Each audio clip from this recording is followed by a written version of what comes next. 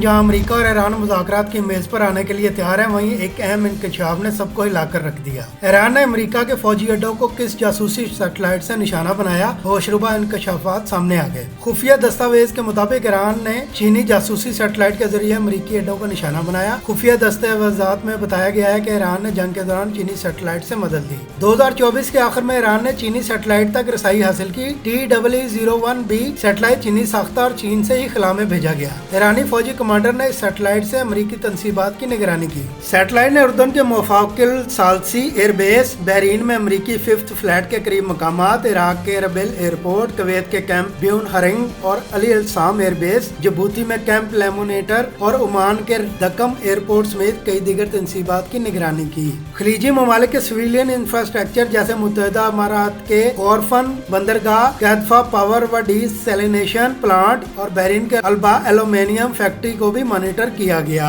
Satellite की high resolution तकरीबन 19 metre सलाहियत ईरान को अहदाफ की दुरुस्त शनाख्त और हमलों की मौसर मनसूबाबंदी में मदद देती है। इधर चीनी दफ्तर खारजा ने ईरान की फौजी मदद की तरदीद करते हुए कहा कि ईरान को चीन से फौजी इमदाद मिलने की खबरें मनगढ़ंत हैं। चीन गैर मुसद्दका मालूमात फैलाने की मुखालफत करता है और हमेशा अमन के फ़रोग़ के लिए काम करता है।